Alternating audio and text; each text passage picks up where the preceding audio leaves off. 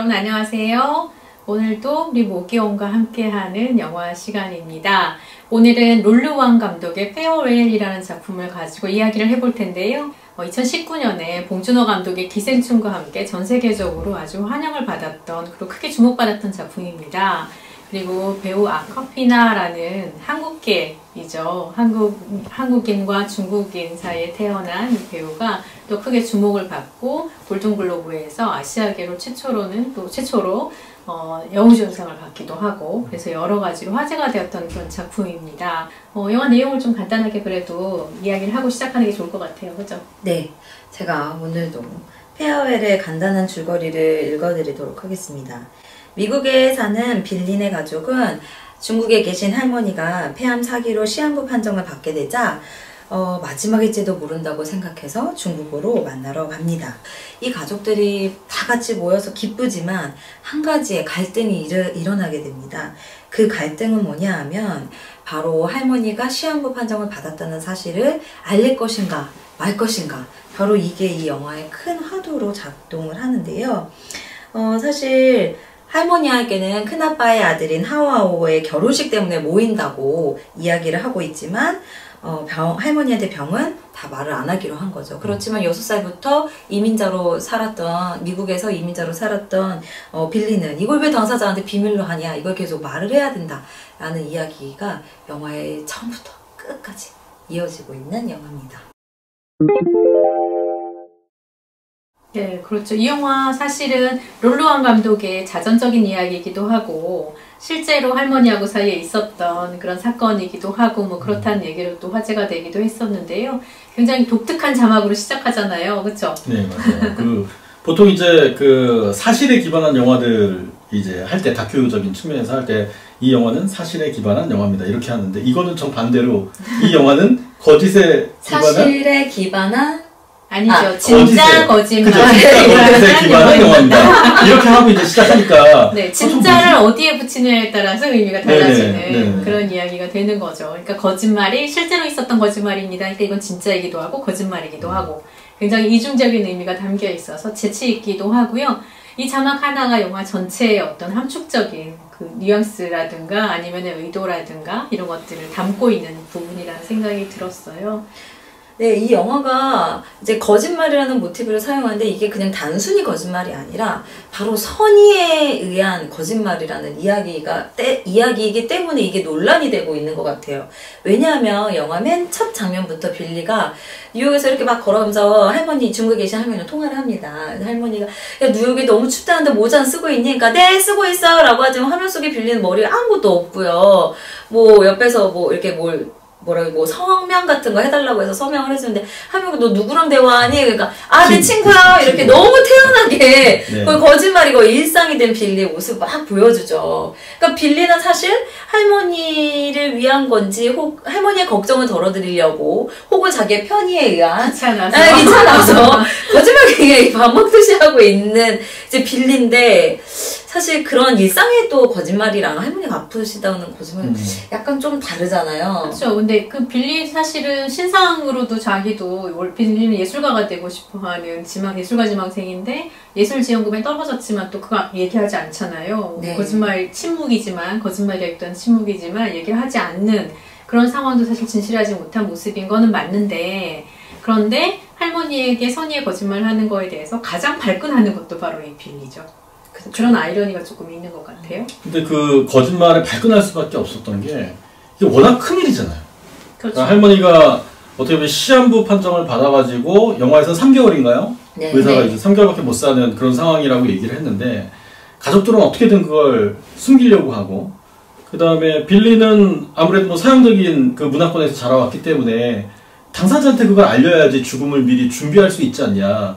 근데 이 장면 보면서 저희 세대가 한 20, 30년 전에 한국도 크게 다르지 않았거든요. 보통 이제 굉장히 중요한 병에 딱 걸려 있으면 당사자는 나가라고 그러고 보호자 들어오라고 하거든요. 그래서 그 얘기를 보호자한테 전달해서 보호자가 얘기를 하든지 말든지 그건 그 가족이 알아서 하게 하는, 그래서 그런 문화적인 맥락이 또 우리 한국 문화하고도 굉장히 유사하다는 그런 느낌도 들었었어요.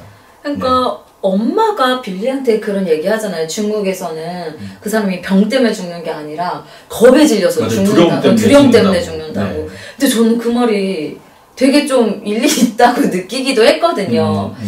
근데 막상 저희 엄마가, 저희 아빠가 저한테 큰 병이 있는데 나한테 말을 안 해준다 그러면 내가 내 삶이 얼마밖에 안 남아. 내가 준비를 하고 맞아요. 죽은 날까지 내가 뭘 할지 혹은 내 하루하루가 얼마나 중요한지 뭐 이런 거를 해야 되는데 엄마 아빠 말을 안 한다고 생각하면 저는 진짜 너무 붕괴할 것 같거든요. 그래서 이게 남한테는 맞는 것 같은 나한테는 아닌 것 같은. 너무 서구화됐어. 다 의식이 서구화됐기 때문에 빌리 편으로. 네. 저는 이제 그 영화를 보면서 빌리 편이었다가 맨 처음에 저거 어떻게 말을 안 할 수가 있어. 할머니도 자기 인생이 있는데 준비를 해야 될 거 아니야. 그런데 그게 이렇게 전개되어 나가면서 차츰차츰 빌리가 설득되었던 그 과정이 납득이 되고 이해가 되는. 그래서 이런 어떤 변화의 여정을 우리가 잘 잡아내면 이 영화가 매력적으로 느껴지지 않을까 생각을 했습니다. 네.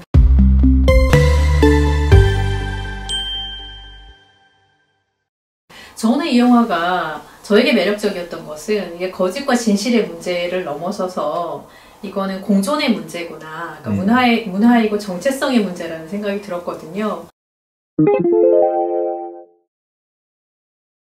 근데 흥미롭게도 최근에 이런 식의 정체성, 다중정체성이라고 얘기할 수 있을지도 모를 그런 이야기들이 굉장히 많이 등장하는 것도 사실인 것 같아요. 미나리만 해도 한국계 그렇죠. 미국인의 이야기이고 한국에서든 미국에서는 선풍적인 인기를 끌었던 파친코라는 작품도 미국에 있는 한국계, 그러니까 한국계 미국인 여성 이제 이민자가 만든 그런 작품이기도 하고요. 페어웰도 중국계 미국인의 작품이잖아요. 공교롭게도 뭐 또 다 여성들의 이 두 작품은 여성들의 이야기이기도 한데, 그러니까 이민자의 정체성이 굉장히 중요하게 제기가 되는데 이 이민자들이 미국 사회, 주류 사회에 편입하기 위해서 막 자기의 정체성을 지우고 미국인처럼 혹은 서양인처럼 살아야만 했던 시기는 지금은 아니라는 걸 보여주는 것 같았어요. 저는 파친코라는 작품도 그렇고 미나리라는 작품도 그렇고 한국인의 정체성, 중국인의 정체성 이런 것들이 드러나지만 그대로 있지만 또 그대로 미국인인 그 자체로 미국인은 이런 정체성이 분명하게 인정을 받고 있고 사실은 그렇기 때문에 이게 미국 영화냐 한국 영화냐 이렇게 논란이 있었던 것도 미나리 같은 경우인 거잖아요.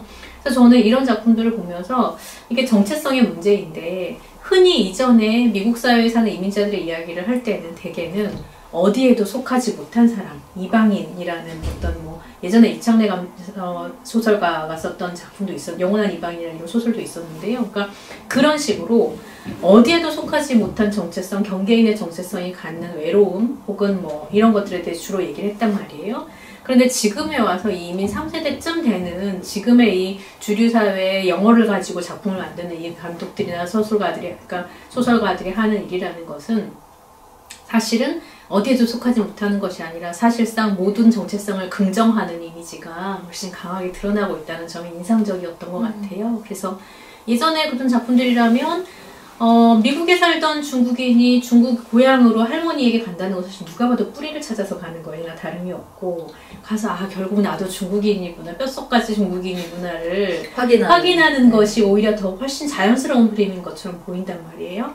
그런데 오히려 아카피나가 연기한 이 빌리라는 캐릭터는 가서 자신의 미국인됨과 그냥 돌아와서 또 중국인의 정체성 이것이 완벽하게 어떤 그 공존하는 상태, 받아들이는 상태 이런 것들이 드러나는 것 같아요. 이게 또 중국에 갔을 때 가족들끼리 친척들과의 갈등 사이에서도 나타나는 것 같고요. 그런 부분이 좀 흥미로운 관찰 지점이라는 생각이 들었습니다. 저도 그러니까 이 영화에서 계속 이어지는 게 그래서 중국이 맞냐 미국이 맞냐 혹은 중국의 방식이 맞냐 미국의 방식이 맞냐 라는 거가 사실은 감독이 우리에게 혼란을 주는 트릭 같기도 했거든요. 근데 왜냐하면 이 빌리의 아빠가 중국으로 떠나기 전에 그 서양 사람들이랑 같이 초대해서 밥 먹는 자리에서 그 이야기 하잖아요. 농담인데 이제 고양이가 부인이 오랜만에 왔는데 고양이가 여보 고양이가 죽었어 이렇게 말하니까 아니 그런 너무 슬픈 사실을 그렇게 막 빨리 말하냐.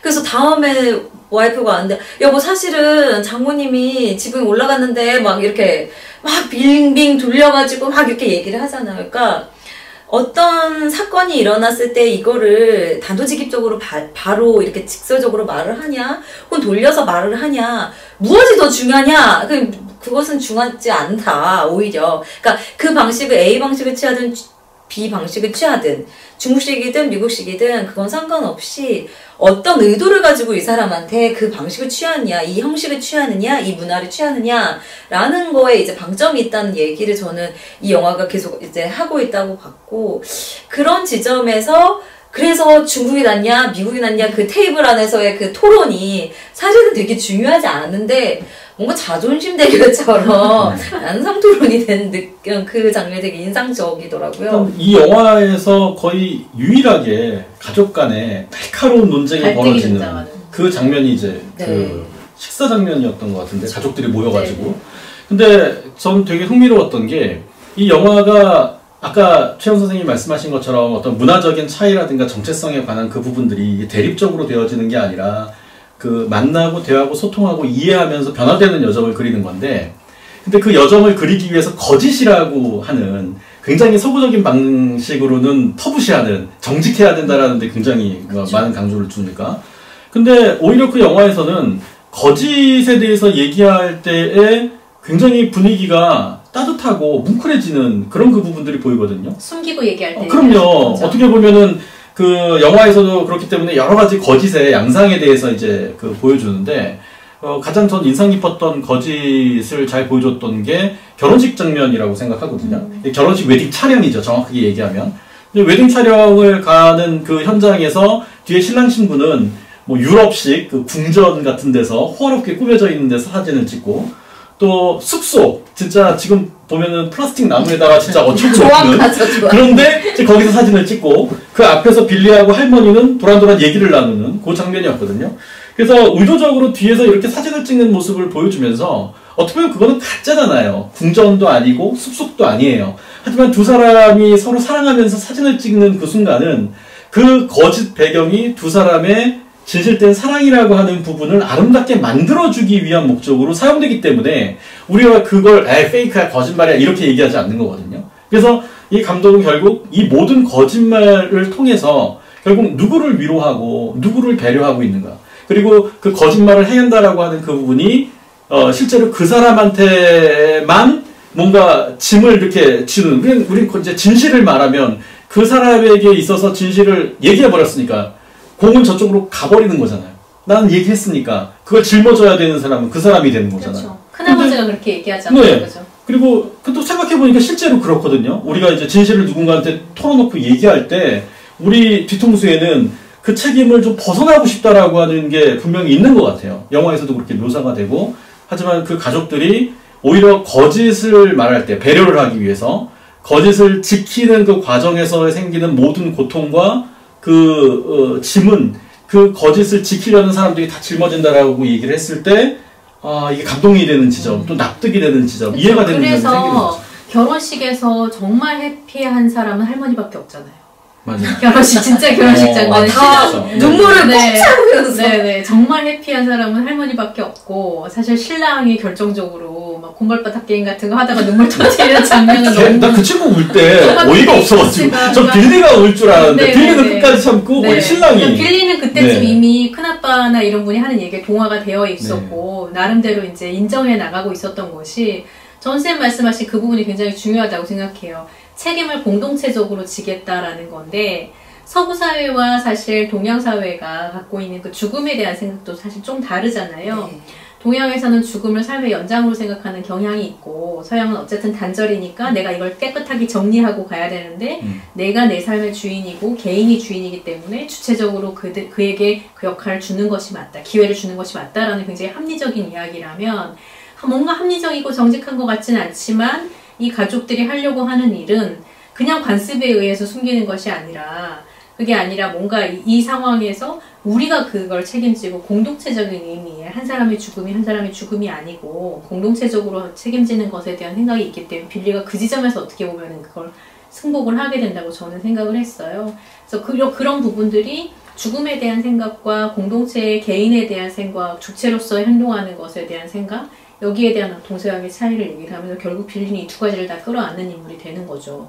두 가지를 다 인정하는 그런 인물이 되고 그러면서 이제 나중에 그 뉴욕에 가서 할머니가 했던 그 말도 안 되는 엉터리 같은 기체조 같이 고함을 빡빡 씹는 그것을 자기가 뉴욕 한복판에서 하게 되는 거잖아요. 그리고 놀랍게도 그게 또 중국에 가서 새를 날리는 일로 이렇게 작동이 되는 걸 보면서 되게 우습게 그려진 것 같지만 사실은 그 안에 그러니까 저희 말씀드렸듯이 정체성의 문제와 공동체성의 문제와 어떻게 보면 서양 사회가 놓치고 있는 것 여기에 대한 얘기를 하면서 그럼에도 빌리는 뉴욕으로 돌아가는 것 그러니까 여러 가지가 되게 그런 생각들을 하게 되는 것 같아요.